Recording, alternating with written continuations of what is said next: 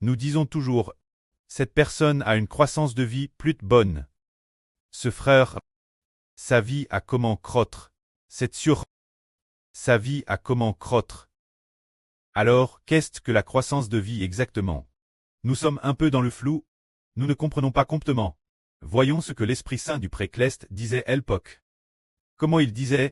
Qu'est-ce qui appelle la croissance de la vie d'une personne? Ce jour le 10 février 2025.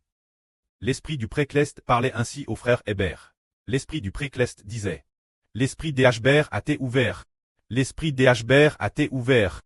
La vie d'Hébert a grandi. La vie d'Hébert a grandi. C'est que l'Esprit de l'homme a été ouvert. La vie a alors grandi. Eh, comment se fait-il que l'Esprit de l'homme ait été ouvert? Auparavant, notre esprit était sous l'emprise de Satan. Ferme, sans que la vie de Dieu n'y peintre. C'est que l'Esprit de l'homme a été ouvert. La vie de Dieu entre alors en nous. Comme si nous prenions un exemple. Parfois, le Seigneur compare le chant du cœur en l'homme. L'esprit, l'intérieur de l'homme. Le Seigneur le compare parfois de la terre. Si c'est de la bonne terre, alors son esprit va. Après que la semence y soit entre, il recevra une vie nouvelle. Alors l'Esprit Saint dit, la vie du frère Hébert a grandi. Cela signifie, c'est la croissance de la vie de qui l'intérieur. Par exemple, l'Esprit Saint dit, la vie d'Hébert a grandi. La vie d'Hébert a grandi. Quel genre de vie d'Hébert a grandi?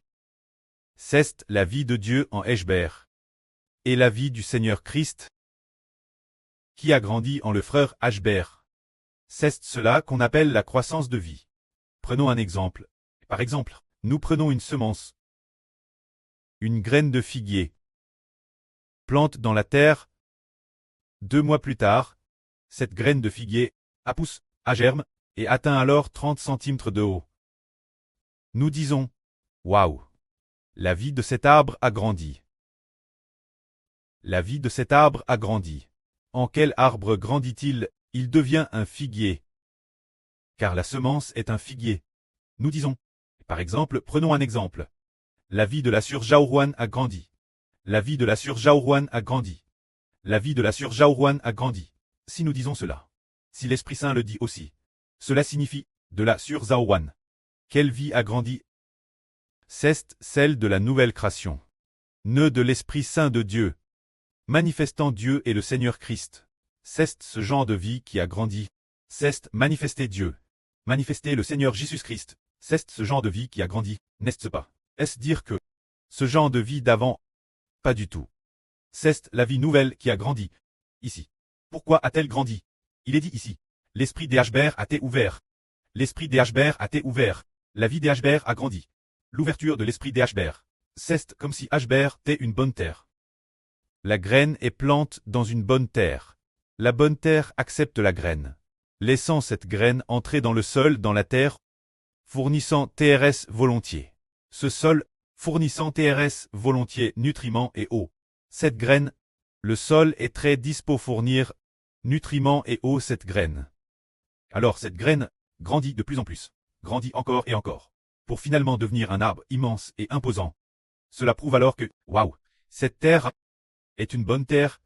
Regardez cet arbre, devenu un arbre immense et imposant. Alors cette terre fournit continuellement nutriments et eau, cette jeune pousse. Ainsi, la pousse grandit. Alors, frère Hébert, ici le Saint-Esprit dit, l'esprit de frère Hébert s'est ouvert. L'esprit de frère Hébert s'est ouvert. La vie de frère Hébert a grandi. La croissance de la vie de frère Hébert signifie que l'esprit l'intérieur de frère Hébert aspire ardemment obéir la semence de Dieu.